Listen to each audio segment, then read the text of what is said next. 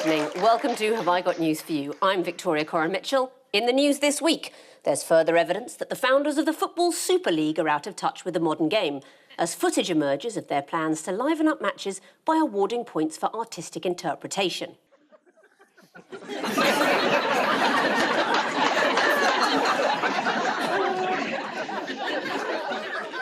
At the opening of a new university in Moscow, one student picks the worst possible day to wear his new platform shoes.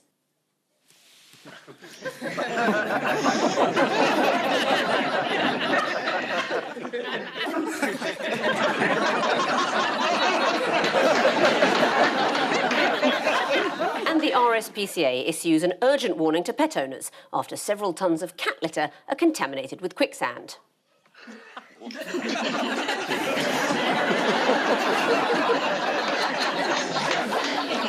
On Ian's team tonight is a comedian from Dartmoor who is so Devonian that when he had his vaccination, his cream developed a clot. Please welcome Josh Widdicombe.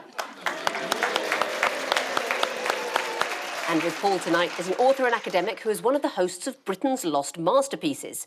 If anyone from Greece's Lost Masterpieces is watching, they're all in the British Museum. Please welcome Emma Dabiri. We begin with the bigger news stories of the week. Paul and Emma, take a look at this. That's the chairman of Liverpool, and there's Boris Johnson reacting very quickly. There's Jose Mourinho, he's a football manager, he's leaving, he's got a job now of Amazon, he's lost his other job.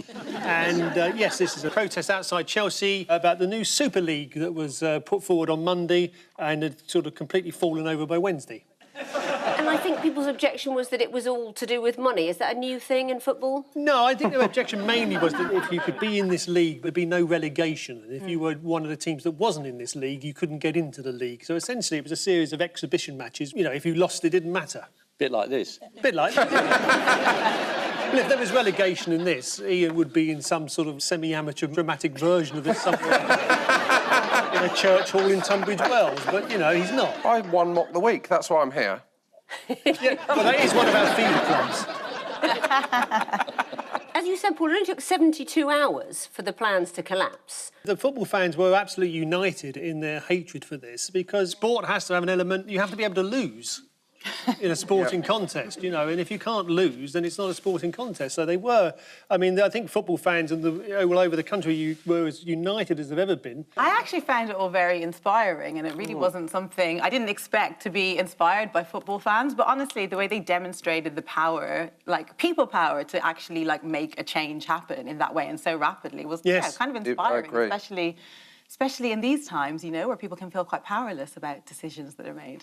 I thought it was a brilliant 48 hours. Genuinely, I'm going to say it, that 48 hours is the most I've enjoyed football in my lifetime. And I say that as a football fan, because you had anger, you had excitement, that's why I'm into football. And then we won. I've never experienced that before. It was everything. Which team do you support? Plymouth. Oh, I see. We weren't in the 12. No.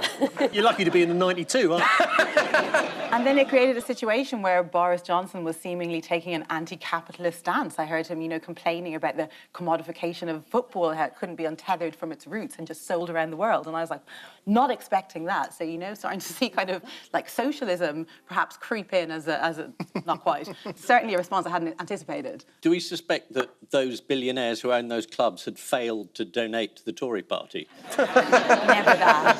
Ian, did you take part in the protests at all? I was down there outside the Wembley. Wembley. No, don't help him. Watching Ian struggle with popular culture is one of the highlights of my life. Sorry. Well, let's have a look at the, you know, the rich, wealthy club managers who put this together. Only 72 hours for it to collapse, but they've been working on it for 4 years. Here they are in 2017 having dinner, hatching the plan. And if we look around, we can see the Glazers, who own Manchester United. John Henry's their owner of Liverpool. And who's that on the left there? It's Ian Hislop. Rumbles. Yeah, my plan to destroy football. Nearly came to fruition. Joel Glazer is in the photo. Why was Gary Neville, the Sky football pundit, worried to hear that Joel Glazer was involved? Gary Neville, who formerly played for Manchester United, hates Joel Glazer forever. Well, let's hear what he's got to say about Mr. Glazer. He's intelligent. He knows what he wants.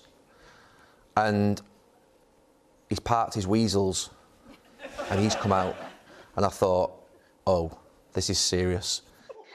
He's parked his weasel. Parked his weasel. I'm assuming it's a football term, is it? That is a football term, yeah. And Ian will explain it for you. Oh, yeah. Yes, there used to be a club called the Weasels, and they changed their stadium from the Den to the Park. Yeah, that's Yeah. right. The Nottingham Weasels, wasn't it, Ian? They were good. So, I mean, if you've parked a weasel, can you be guaranteed that that weasel will be there when you get back? I think your issue is clamping them. Yes. You need tiny clamps, don't you, if you're going to Yes. clamp a weasel? Yeah. And then you get the RSPCA involved. Oh, God, those busybodies. Yeah, I'm just trying to exactly. park my weasel. Yeah. Unless they're like balloons, you can rub them on your jumper and stick them against the wall. Can we do that with a weasel? Can we check that? Didn't they slip in the announcement, like, really late at night as It was well? like 11 p.m. on a Sunday. Yeah. And it was after the line of duty. I mean, have some respect. Thank you very much. Patrick Manford, Leeds United, made a very good point. He told Sky Sports, it's amazing the amount of uproar that comes into the game when money's at stake. It's a shame it's not like that with other things that go wrong at the minute, like racism and stuff like that. Is this going to change anything that he's made this point? Will anyone learn from that? I think it just points out the disparity, but I doubt much is going to change. I think if I've learned anything from watching football in the last 25 years, it's things aren't going in the right direction. Boris Johnson said that he would drop a legislative bomb. What did he mean by that? He's going to park his weasels. It's amazing how fast he can actually get legislation through, or threaten to, when it's something really important like football. Any other sort of major bill takes years to pass through the Commons. Obviously, the fans didn't like it because the idea of this closed shop, this league, it would be the same result all the time. And as you say, things are meant to move about. I mean, if we look at the Premier League since the year 2000, you know, the winners, you know, we see Manchester United, Arsenal, Manchester United, Arsenal, then Chelsea, Chelsea, Manchester United, Manchester United, Manchester United, Chelsea, Manchester United, Manchester City, Manchester United, Manchester City, Chelsea, Leicester City, Chelsea, Manchester City, Manchester City. And it's that kind of variety. This was the European Super League with 12 top clubs all competing for the title of Europe's greediest bastard. Labour also came out against the plan. Keir Starmer has a lot in common with the average football supporter. After all, only this week he was thrown out of a pub. Ian and Josh, take a look at this. Boris? Leader of the opposition, everyone on the campaign trail. Yeah. He's taken a second job. Oh, wow. Scottish dentistry. Oh, look, where's Wally? I know who that is. Oh, and there we go. Oh, government. Texting each other. It's the campaign trail for the local elections, which is a exciting time for the politicians to get to meet the people again and realise how unpopular they are. And who's been texting each other that you mentioned just then? Boris and James Dyson. Mm-hmm.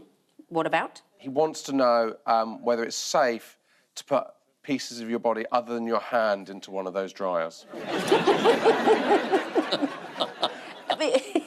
And what's the answer? Don't do it, Ian. Oh, right. However much you need to dry it, it's not worth it. James Dyson, the prominent Brexiteer. Why are you pointing out he's a Brexiteer? I think that's pretty unnecessary. We've all moved on. I don't think we have to go on about him having moved all his manufacturing to another country because he's so patriotic. I don't think we have to bring that up. Too late. Well, he moved from Somerset to Singapore, you know, to really celebrate, you know, the independent country. So then why was he texting the British Prime Minister? Because there was a plan that Dyson were going to make ventilators. And this was, again, an incredibly patriotic move. I'm going to make ventilators, but there was only one thing stopping him, and that was the tax status of his employees and whether they had to pay more tax if they returned to this country. So in the middle of a pandemic, the important thing really is not the nature of the ventilator, will it work, can we do it, but it's the tax status of the people working for Dyson. So he had to text the Prime Minister and say, can you sort this out? And the Prime Minister rightly, I mean, it's not football, but it was still important, said, I will get the Chancellor to sort out this tax status. And it's amazing, it all happened except the ventilators that never got made. But is that terrible, though? I mean, the thing is, James Dyson is the kind of person you would think could come up with a lot of Oh, I ventilators. don't know about those ventilators. Have you seen the power of the hand dryer? You're going to get inflated by that ventilator. Get involved in that.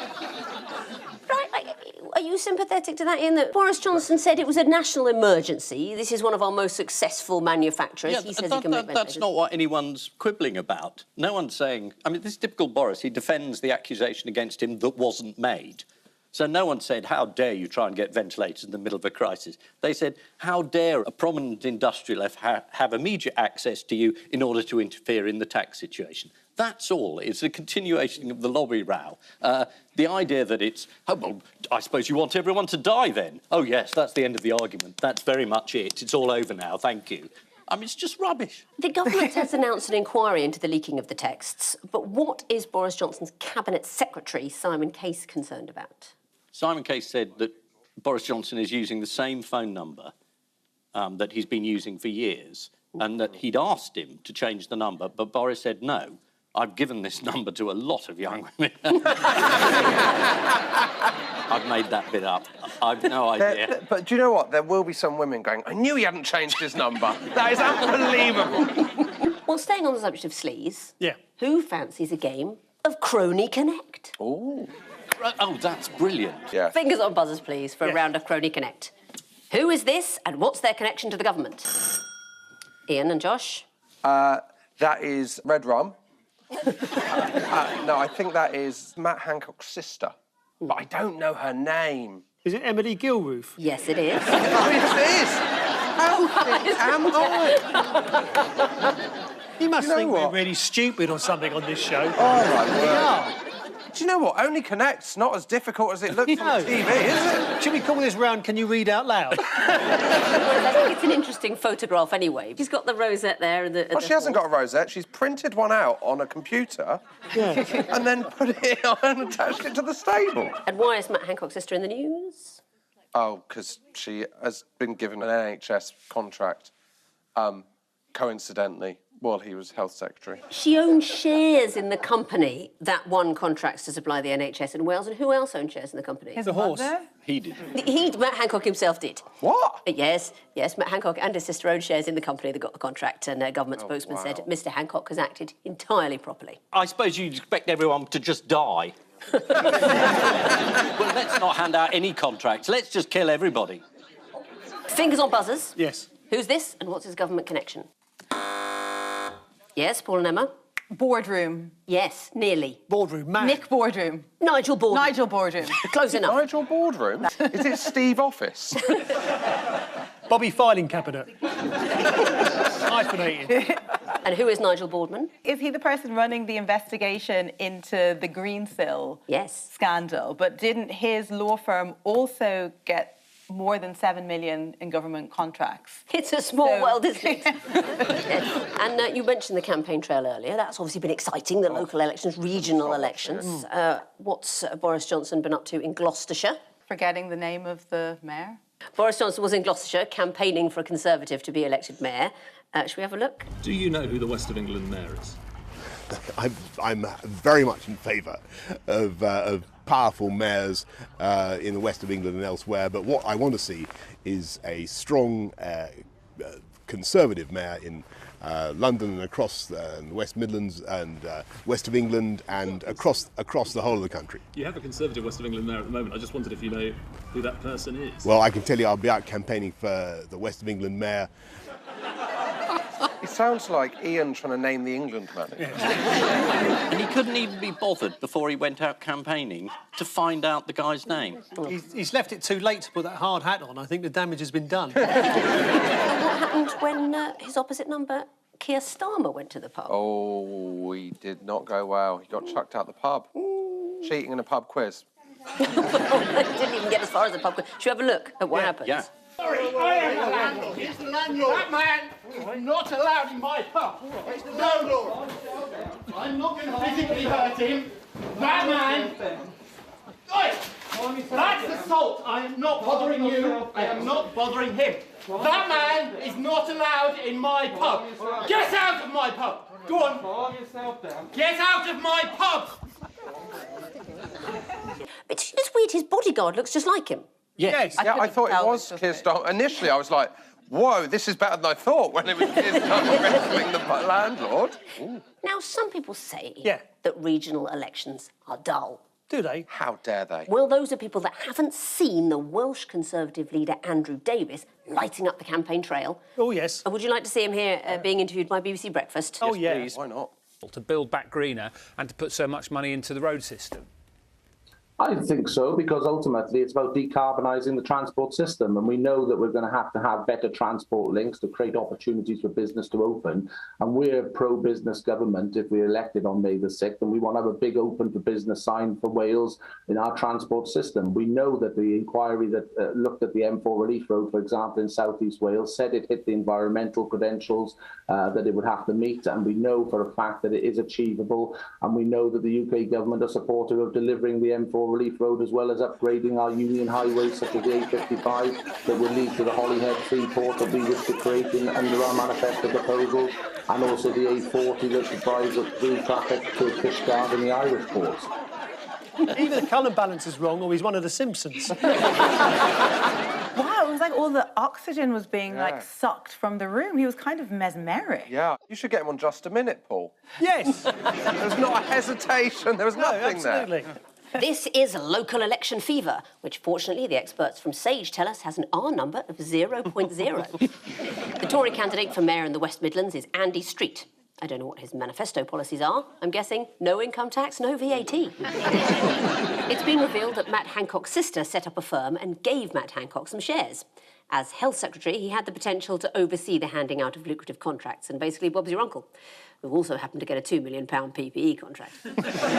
Time now for round 2, which we were hoping would be an exciting new format, but feedback over the past 72 hours has been brutal, so we're just going to stick with a picture spin quiz.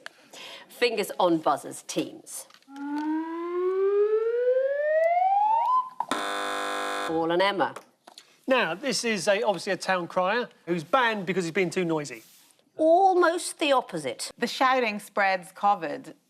And so? They have to be silent town criers. Yes! Silent town criers. Counterintuitive. Finally, some good COVID news. I know. We think, because it is time again for the annual British Town Crier Championships. Where does the time go? Yes. They've come round again.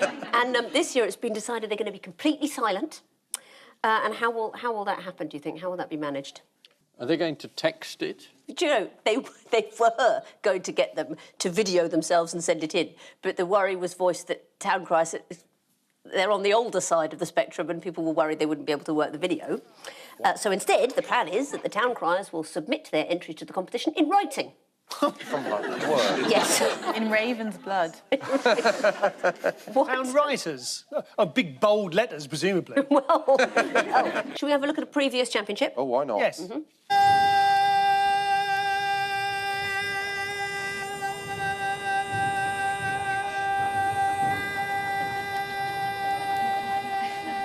Oklahoma, where the sun is. I was actually into that. I've never heard it before. That was kind of banging. Did you enjoy it? Yeah, I did actually. Is that the end, do you think, for town crying? Is that the death knell? No, they've been going on for years. They got through the Black Death, didn't they? They'll get through this. Well, that's true. And actually, there's a particular town crier in Bognor Regis, Jane Smith. She says that the criers, you know, will announce the releasing of restrictions. Bring out your dead, that sort of thing. And finally, what has the artist Lucy Sparrow been up to during the pandemic with fuzzy felt? She's created an edition of this programme out of fuzzy felt, which has proved to be more popular than anything we've ever done. She probably could. What she's made is a fully stocked pharmacy. Oh, with 15,000 items. Look at that. That is entirely made of fuzzy felt. What, is the woman? No, I think that's her. Oh, sorry. Standing in the felt creation. Of course, we don't know how big she is, but... The Saturday boy needs replacing. He's not doing the straight work there, is he? Oh, I love that it's the NFS, the National Felt Service. Awful, though, if you're in desperate need, like I often am, of your Ventolin prescription and you walk in and everything's made out of felt. I mean, obviously, it's all an incredible waste of time, but it's... But isn't life? This is the British Town Crying Championships that will be taking place in silence. According to the new competition, rather than belt out their cries, they just have to submit them in writing. It's hoped the idea might catch on elsewhere, particularly with the Eurovision Song Contest. Fingers on buzzers, teams.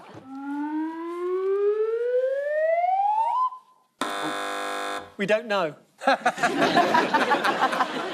It's a phone with a spy. Yeah, OK. And what? And they're on Instagram. It's Instagram, it's the social... It's the new spy social media platform just for spies. I don't know if you're joking. Yes, it is. It's Oh, is it? MI5.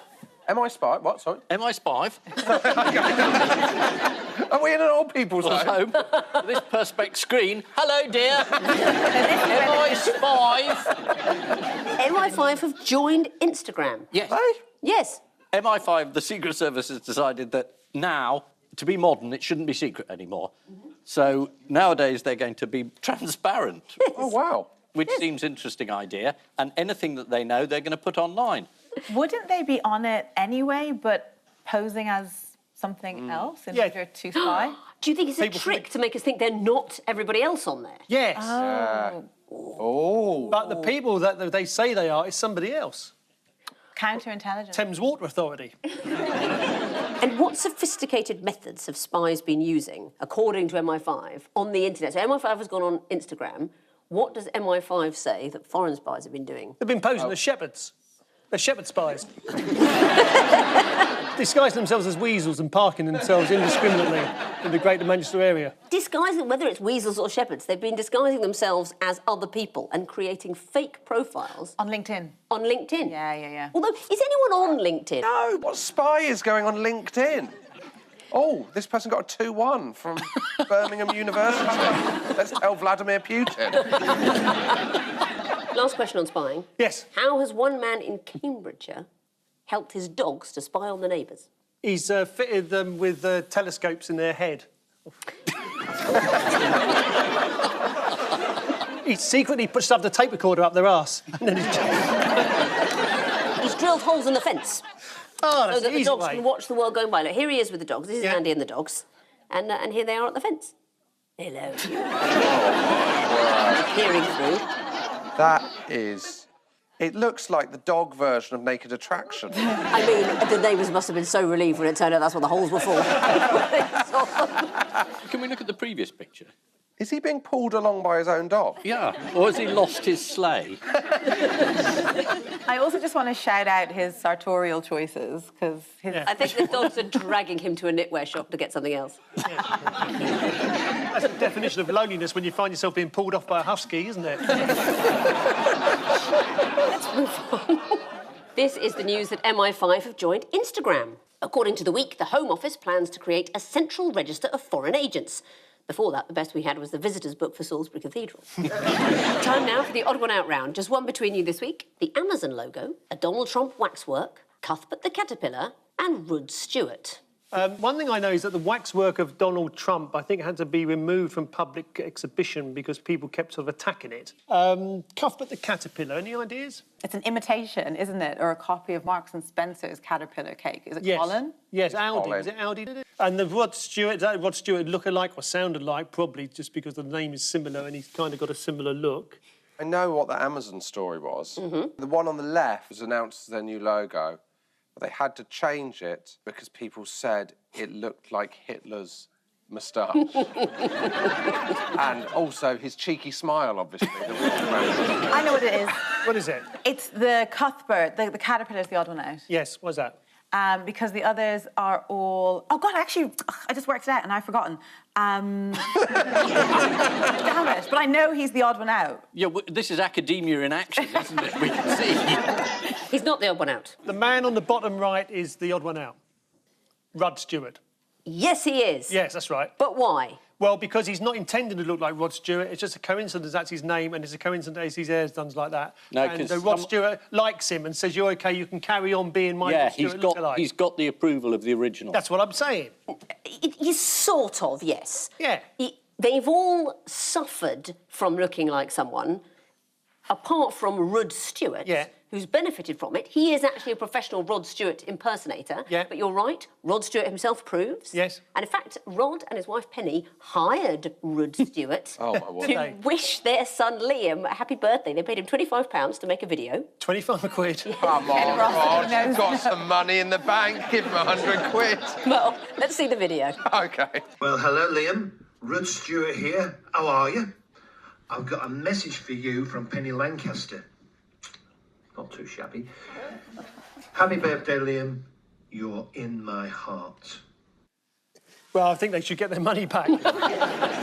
If I got a message from my mum and they gave my mum's full name. If I got a card from my mum and it said, "Dear Josh, happy birthday, love Sarah Widdicombe," I think it was very weird indeed. Do you know how Rod Stewart got involved with the pop band McFly's tour of America? Did they cover one of his songs? Did he? No. No. He prevented McFly from getting visas to go to America because, according to McFly, Rod secretly took their passports and drew dicks in the back of them. You can prove that it's a reasonable likeness, but they still let you through immigration. You're right, there's been this story because there's a court case where the two cakes from Aldi and Marks and Spencer's are very similar. Should you have a look at them side by side? I mean, they are a bit similar. Oh, my word. And Aldi actually have been kind enough to tweet an artist's impression of what's going on in the courtroom. Let's have a look. There's Is he being cross-examined at that point? Yeah. I put it to you, Cuthbert. Yes. You are fundamentally made of chocolate. I will tell you what, would you like to see a homemade Colin that probably won't be troubling the lawyers? What, made out of felt? There was just a home baker All right, let's have a made look. a Colin Yeah. Caterpillar. There we are. Yeah. And the Amazon logo, you're right, people said it looked like Hitler. How can you think that looks That like doesn't look nothing like Hitler. It does look like Hitler. Is this on the internet where everyone just says you look like Hitler all the time?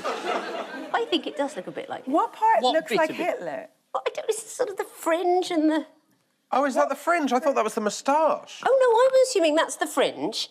No, because this is the mouth. Why would it be so far up? Oh, I get it now. And is the arrow that's his mouth, is that pointing towards Czechoslovakia? And the waxwork of Donald Trump, you're right, Paul, it was removed from a waxworks museum in Texas because visitors were attacking it. The figure had deep gouges inflicted by patrons of the museum who clawed and punched it. Gosh, they've got to stop Melania going in there. A spokesman for the Texas Waxwork Museum said, "We are currently working on a likeness of Joe Biden." I'd get a move on if I were you. Marks and Spencer's have a cake called Colin the Caterpillar, who has a girlfriend cake called Connie the Caterpillar. Oh. And the Co-op have a cake called Curious Caterpillar, who presumably will be perfectly happy to share a plate with either Colin or Connie. The final scores are Ian and Josh have 4, Paul and Emma have 5. Well done. And I leave you with news that the Great British Bake Off's new head of procurement tries to deflect blame after sourcing a batch of flammable oven mitts from his uncle's postman. In Surrey Heath, 2 hours after his birthday party was due to start, Michael Gove starts to wonder if anyone is going to show up. And in Swindon, one customer finally gets to the head of the queue on the Tesco home delivery website. Good night. Good night.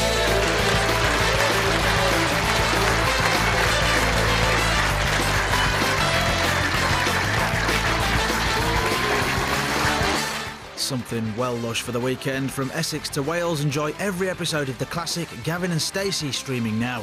And join the likes of Tom Hanks, Hugh Grant and Dolly Parton. The very best from this series of Graham Norton at 10:45. But coming up, your favourite mammy, Mrs Brown's Boys, is next.